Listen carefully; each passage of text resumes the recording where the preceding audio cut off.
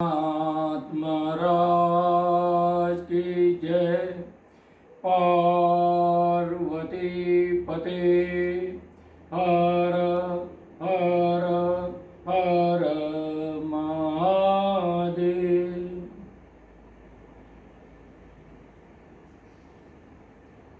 आज हम साधना मार्ग के लिए संसार के स्वरूप का ज्ञान क्यों आवश्यक है, इस पर चर्चा करेंगे।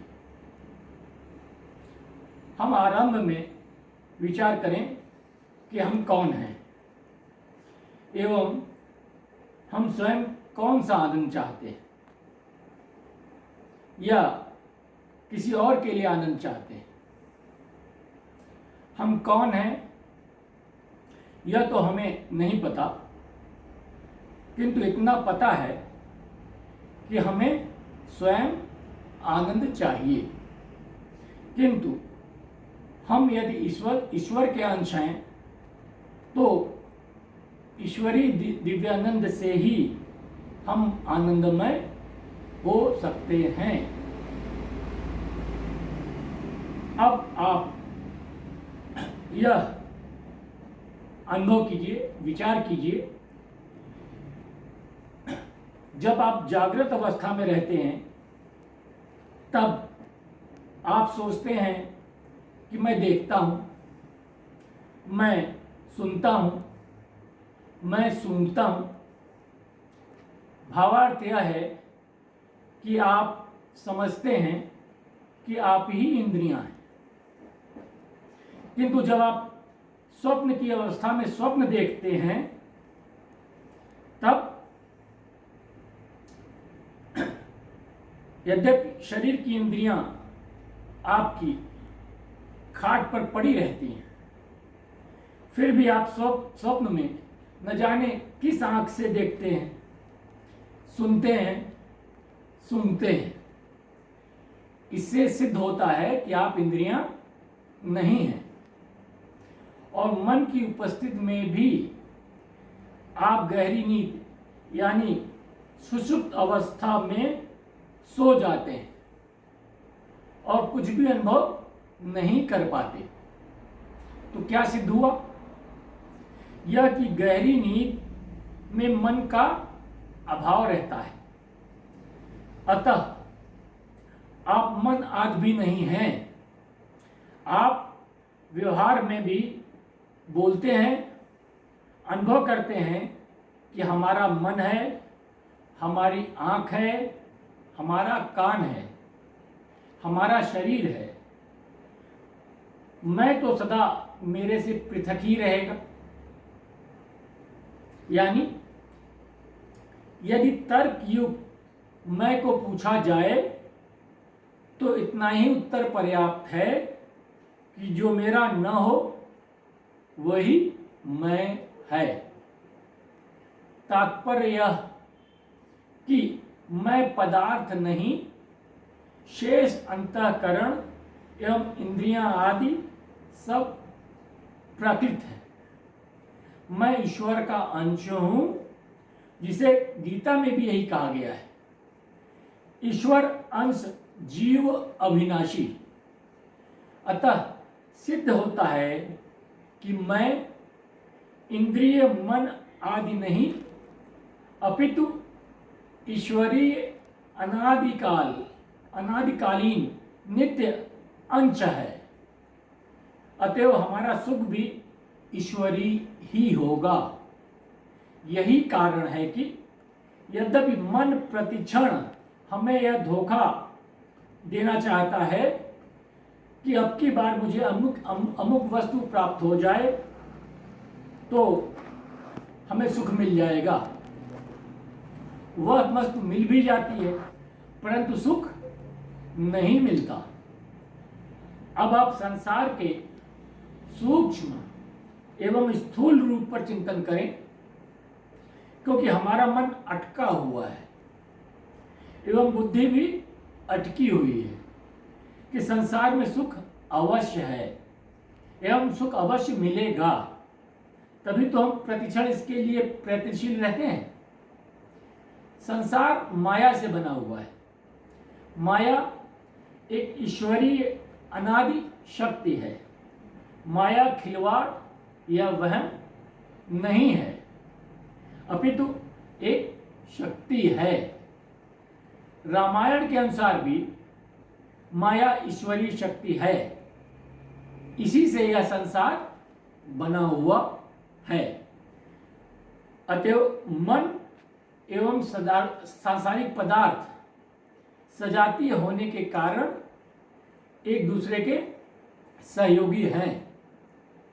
ईश्वर दिव्य है, अतः मन का आकर्षण स्वभावतः ईश्वर की ओर नहीं होता, बल्कि माया की ओर होता है। संसार दो प्रकार का होता है, एक वासनात्मक संसार, दूसरा स्थूल संसार। वासनात्मक संसार में अनादिकालीन संस्कारों के द्वारा स्थूल संसार के पदार्थों की वासना के रूप में रहता है। स्थूल संसार उस वासनात्मक जगत का विषय स्वरूप है। यदि वासना का अत्यंत अभाव हो जाए तो वह जगत के पदार्थ होते हुए भी हमें नहीं होने के बराबर लगेंगे। इतना अवश्य है कि यदि बुद्धि में यह निश्चय हो जाए कि वह जगत के पदार्थों से अपना परमानंद प्राप्त का प्रयोजन हल नहीं होगा, तो अंतरंग वासना स्वतः समाप्त हो जाएगी। एक नियम यह भी समझ लेना चाहिए कि जब किसी वस्तु में सुख नहीं है तो किसी वस्तु से दुख भी नहीं मिल सकता। दुख का अनुभव केवल सुख के सापेक्ष है। दूसरी बात यह भी है कि जिस वस्तु से सुख मिलता है उसकी भी मात्रा प्रतिक्षण घटती रहती है। कैसे? अब देखिए, एक माँ अपने खोए हुए पुत्र के लिए 2 दिन से रो रही थी। पुत्र मिल जाता तो उसको दौड़कर चिपटाकर प्यार कर लेते। लीजिए, पुत्र मिल गया, बेटे को चिपटाया, बड़ा आनंद मिला। अब उस आनंद के बाद क्या हुआ? माया कहने लगी, बेटा जाओ खेलो। मगर बेटा अब भी गोद में बैठे रहना चाहता है, तो माँ को कष्ट होने लगा और झल्ला कर कहती है, क्या तू ही एक अनोखा बेटा है जो हमेशा गोदी में बैठाए रखूं? अरे और काम भी तो करना है। अतः सौंदर्य या सुगंध आदि में सुख नहीं है। जिस वस्तु में बार बार सुख का चिंतन किया जाता है उसी वस्तु से हमारी आसक्ति हो जाती है और उसी वस्तु से सुख मिलने लगता है एवं उसके वियोग में दुख भी मिलता है।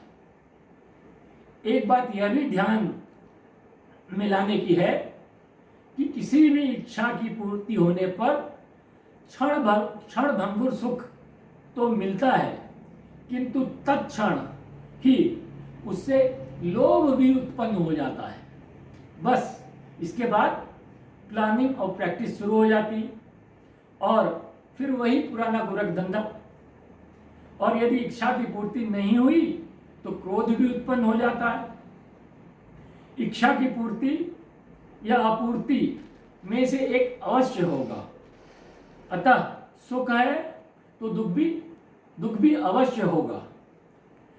यदि कहो कि इच्छा ही न की जाए तो यह असंभव है, क्योंकि जब तक वास्तविक परमानंद नहीं मिल जाएगा तब तक कामनाओं को बनना स्वाभाविक प्रक्रिया है। उसे कोई भी व्यक्ति समाप्त नहीं कर सकता। संसार संबंधी सुखों की एक बहुत बड़ी भ्रांति ये भी है कि प्रत्येक व्यक्ति यह समझता है कि जितने पदार्थ हमारे पास हैं वे पर्याप्त नहीं हैं। जैसे एक लखपति सोचता है कि यदि हम करोड़पति बन जाएं तो बस सब ठीक हो जाएगा, किंतु यह मात्र भ्रम की अवस्था है। वास्तविक आनंद इन सबसे करोड़ों कोसों दूर है, जिसे पाने के पश्चात व्यक्ति सदा के लिए आनंदमय हो जाता है, यानी तृप्त हो जाता है, अमृतमय हो जाता है। वही होता है वास्तविक आनंद। गीता में भी यही कहा गया है, आ ब्रह्म भो न लोका पुनरावर्ति नो अर्जुन, अर्थात हे अर्जुन, ब्रह्मलोक तथा तक वास्तविक सुख नहीं है, वहां भी जाकर पुनः भवावटी में चक्कर लगाना पड़ेगा।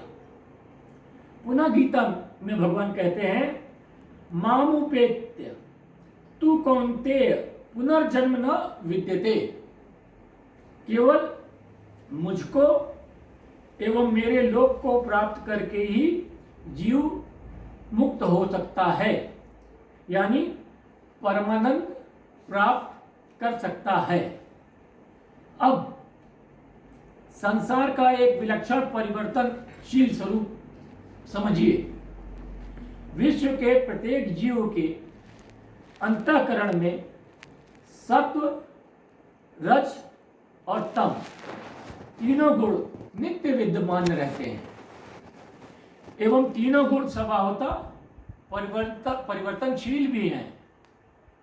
अर्थात किसी क्षण सात्विक, किसी क्षण राजस एवं किसी क्षण तामस गुणों के अधीन अंतःकरण हुआ करता है। अतः जो गुण अंतःकरण पर बलवान बनकर अधिकार किए रहता है, उस वक्त उसी गुण के विचार स्वाभाविक रूप से उत्पन्न होते हैं। भावार्थ यह कि इन तीनों गुणों के अधीन होने के कारण व्यक्ति दिन में कई बार सात्विक, कई बार राजसिक और कई बार तामसिक चित्त की वृत्ति वाला बना करता है। यह बात भी विचारणी है कि इन तीनों गुणों में कौन गुण कब बलवान हो जाएगा, इसका कुछ निश्चय नहीं है। प्रायः ऐसा होता है कि जिस गुण का वातावरण वाह्य जगत में हमें अधिक मिलता है, वही गुण उस वक्त बलवान हो जाता है और शेष दो गुण दब जाते हैं। एक बात और विचारनीय है, यदि दो व्यक्तियों के गुण समान हैं परंतु मात्रा का भेद है, तो भी मैत्री शीघ्र ही समाप्त हो जाती है।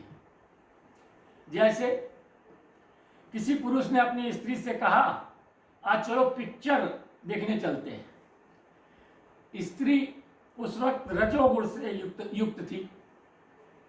उसने भी कह दिया, बड़ा अच्छा, चलो, बस दोनों पिक्चर चल दिए। मान लीजिए स्त्री पर सत्व गुण बलवान हो जाए और स्त्री अपने पति से कहे, आज चलो प्रवचन सुनते हैं। पिक्चर कहाँ जाती है, कल देख लेंगे। किंतु पति का रजोगुण अधिक बलवान था उस वक्त। उसने कहा, तुम बड़ी भक्तिन हो तो जाओ प्रवचन सुनो, हम तो पिक्चर देखने जाएंगे। बस फिर क्या था, पति पिक्चर गया और स्त्री प्रवचन सुनने चली गई। 3 घंटे बाद दोनों अपने अपने शो से वापस घर पहुंचे तो वहां खूब विरोधात्मक तेवर से एक अच्छी खासी पिक्चर तैयार हो गई। यह गुणों की मात्रा के भेद का ही परिणाम था। संसार में कोई न कोई तो किसी के प्रतिकूल है और न तो अनुकूल है। बस इन्हीं तीनों गुणों की मैत्री से कुछ क्षण के लिए मैत्री हो जाती है, पुनः विरोध होने से विरोध हो जाता है। अब आप समझ गए होंगे कि संसार स्वार्थ सिद्धि का रंगमंच है। यहां सब खिलाड़ी अपनी अपनी बुद्धि के बल पर खेल खेल रहे हैं, परंतु कब तक? जब तक हमें हमारा वास्तविक स्वार्थ समझ में न आ जाए कि संसार से न राग हो और न द्वेष हो तथा ईश्वर से ही प्रेम हो, तभी हमारे स्वार्थ की सिद्धि हो सकती है, अन्यथा हमारा काम नहीं बन सकता। क्योंकि ये कहा गया है कि वारी मथे बरु होई घृत, सिकता से बरु तेल, बिनु हरि भजन न भव वरीय, यह सिद्धांत अपेल। जिस जल में घी नहीं है, जिस रेत में तेल नहीं है, उसमें परिश्रम का फल परिश्रम ही होता रहेगा। परंतु इस संसार में सुख ढूंढने का परिणाम तो और भी भयंकर होगा, क्योंकि हम कर्म बंधनों से और बनते जाएंगे, जिसका कहीं भी अंत नहीं है। अब आपको यदि ईश्वरीय क्षेत्र का वास्तविक अच्छा बनना है, जिसके पश्चात पुनः बुरा बनने की नौबत ना आए, तो ऐसे अच्छे के विरोधी 3 लोग हैं, सात्विक, राजस और तामस प्रकृति के। ये 3 प्रकार के लोग हैं इसके विरोधी। तो फिर आप कैसे आशा करेंगे कि स्वाभाविक विरोधी गुण वाले आपके अनुकूल रहेंगे? अतः परस्पर विरोधी समझकर अच्छा कहलाने में अपना समय, अपनी शक्ति का अपव्यय मत करिए, बल्कि सत्य का मार्ग चुनिए। संसार को मिटाना भी हमारे हाथ में नहीं है, अतः हमें अपने अंतरंग संसार को मिटाकर अपना लक्ष्य प्राप्त करना होगा। हमें संसार के स्वरूप पर गंभीरता पूर्वक विचार करना होगा। संसार का वास्तविक स्वरूप क्या है? यह कोई ग्रंथ की बात नहीं, बल्कि दैनिक अनुभव की बात है, जिसे स्वीकार करने में किसी को संकोच नहीं होना चाहिए।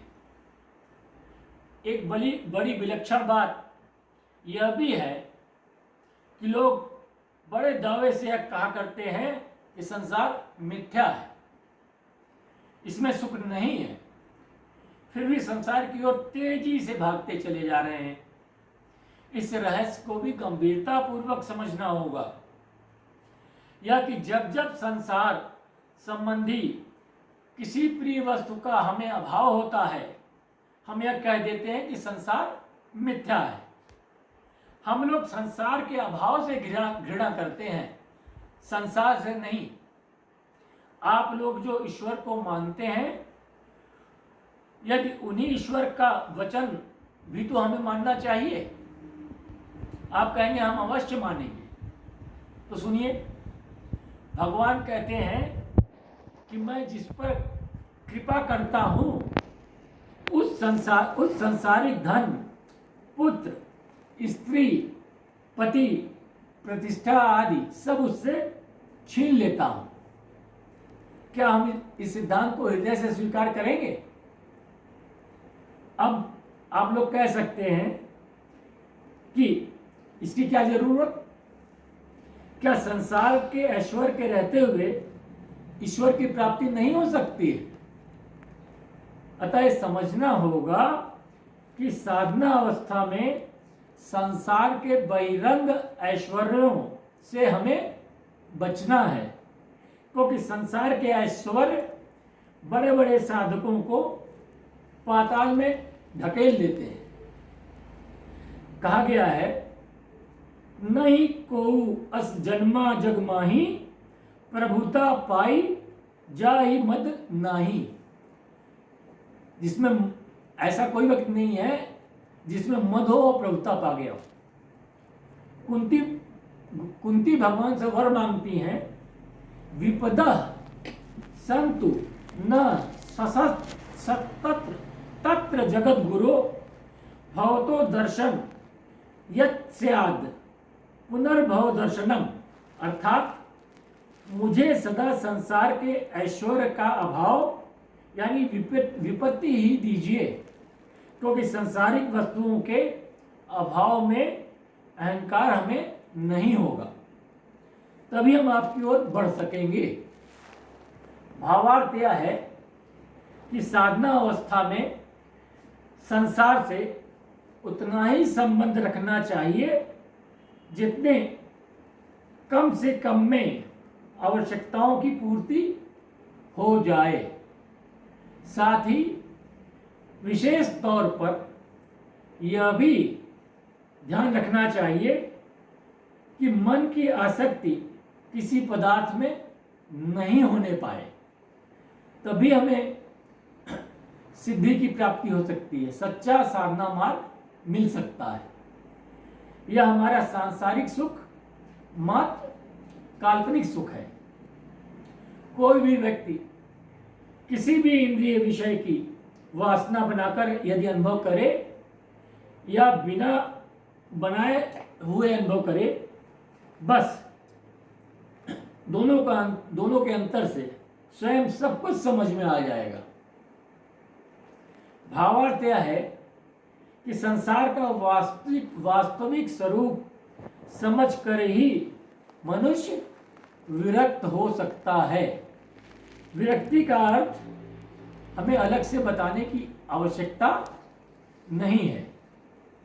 हमें यह समझना होगा कि अनुकूल भाव या प्रतिकूल भाव, किसी भी भाव से मन की आसक्ति ही कहलाएगी। और जब अनुकूल भाव से भी आसक्ति ना हो और प्रतिकूल भाव से भी आसक्ति ना हो,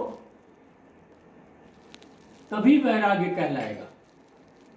अतः वैराग्य से प्रेम एवं खार दोनों ही में मन की स्थिति एक सी रहती है, और हम इसी को दृष्टा भाव कहते हैं।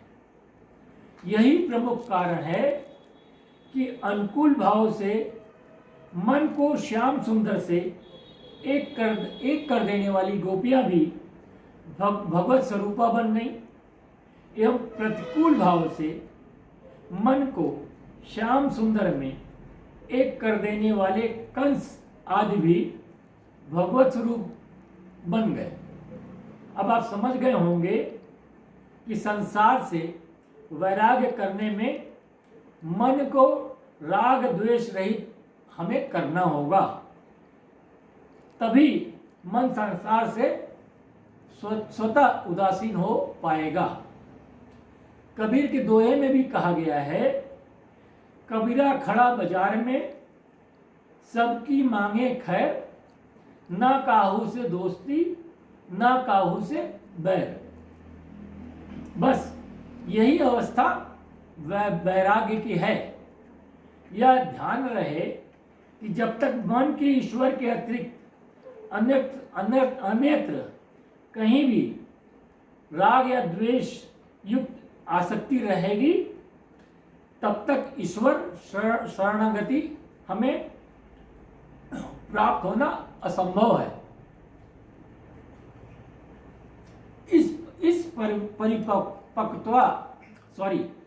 इस परिपक्वता के लिए संसार के मोह को समझने के लिए गंभीर चिंतन एवं विचार हमें बार बार करना होगा।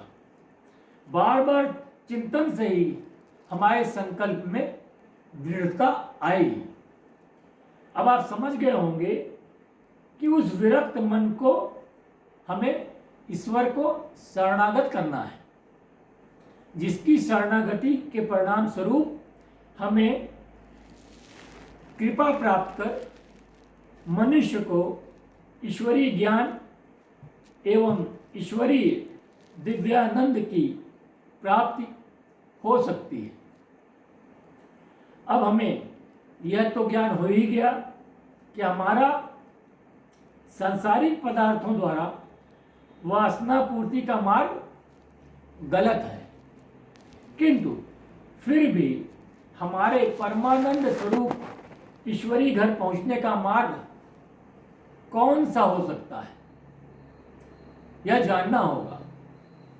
तभी मंजिल के निकट हम पहुंच पाएंगे। तो मंजिल के निकट पहुंचने के लिए मन को ईश्वर में कैसे लगाएं, यह भी जानना आवश्यक है। वेदों में कहा गया है, मनस्तु परा बुद्धि बुद्धेरात्मा महान परा। इस वेद वाक्य के अनुसार मन की शासिका बुद्धि है। अगर मन की शासिका बुद्धि है तो मन को ईश्वर में हमें कौन लगाने देगा? क्या मन अपने आप ईश्वर में लग जाएगा? यह तो सर्वथा असंभव है। रामायण में कहा गया है, जब भगवान राम जनक की सभा में खड़े थे, सभी जनता ने अपने अपने दृष्टिकोण से पृथक पृथक देखा, सभी विभोर नहीं हो उठे। जाकी रही भावना जैसी, प्रभु मूरत देखी तिन तैसी। विदूषण प्रभु विराट में दीसा, बहुमुख मुख कर पग लोचन सीसा। अब आप सोचिए कि जब एक दर्शक विराट स्वरूप को देखकर डर रहा है, तो बाकी सब विभोर कैसे होंगे? विभोर तो वो ही हुए जो उसके अधिकारी थे, भक्त थे। बस वो ही उन्हें भगवत स्वरूप देख सके। इसको इस तरह समझिए कि यदि हम राम और कृष्ण आदि भगवान को प्रत्यक्ष रूप से देख लें तो विभोर होने की तो बात दूर रही, शायद हम नास्तिक भी हो जाएंगे। क्योंकि जब तक आप इस रहस्य को नहीं जान लेंगे कि उनका वास्तविक रूप एवं कर्म दिव्य है, तब तक प्राकृत दृष्टि में दिखने वाला प्राकृत शरीर एवं प्राकृत कर्म में उनके प्रति ईश्वरीय भावना हम नहीं बना सकते। अतः अब आपको यह स्पष्ट हो गया होगा कि मूल उद्देश्य के पीछे आपकी स्वच्छ एवं निर्मल भावना एवं आपके मन के भीतर गहरी पैठ ही प्रधान है। इसके बाद सब कुछ स्वतः होता चला जाता है। उदाहरण के लिए सुदामा की कृष्ण के प्रति निश्चल भावना और अनन्यता, यानी और कोई अन्य नहीं, और सुदामा के मन की गहरी पैठ ही सुदामा को ईश्वरीय मार्ग का रास्ता प्रशस्त करने के लिए पर्याप्त थी। बाकी आप स्वयं समझदार हैं। सद्गुरुनाथ महाराज की जय।